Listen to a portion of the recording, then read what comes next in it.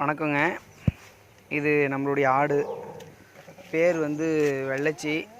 இன்றைக்கி மழை பெஞ்சதுனால நிலத்துக்கு ஓட்டிகிட்டு போக முடியல. அதனால் இந்த நுணா மரத்துலேருந்து ஒரு சின்ன கிளையை வெட்டி போட்டிருக்குறாங்க. இன்றைக்கி இவர் இதான் சாப்பிட்டாகணும்.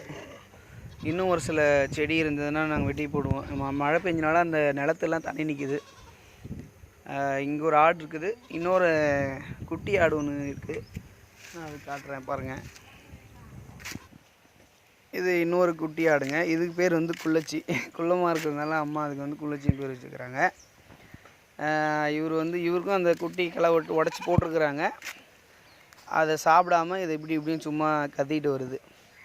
ஏன்னா அவங்கள வந்து தனித்தனியாக பிரிச்சுட்டாங்க. இவர் இந்த பக்கம் பாருங்கள், அவர் வந்து அந்த ஆடு வந்து அங்கே இருக்கு பார்த்தீங்களா, அது அந்த பக்கம். அதனால் இவங்க 2 பேரும் கத்திக்கிட்டு இருக்கிறாங்க. மழை வரதுக்குள்ளே இங்கே ஏதாவது சாப்பிட்டா தான் உண்டு. இங்கே வந்து தொடர்ந்து ஒரு 1.5 நாளாக மழை பெஞ்சிட்ருக்குது. அதனால் இவங்க அந்த கட்டி போட்டோம்னா அவங்க மாட்டு மேய்ஞ்சிட்டு பொறுமையாக வருவாங்க. இப்போ அவங்க ஒரு கண்ட்ரோலில் மேயணுன்ற ஒரு சூழ்நிலை இருக்கிறாங்களா, அதனால் அவங்களுடைய சுதந்திரம் பறிபோன மாதிரி அவங்க 2 ஆடும் ஃபீல் பண்ணுறாங்க. சரிங்க, நம்ம அடுத்த பதிவில் பார்ப்போம்.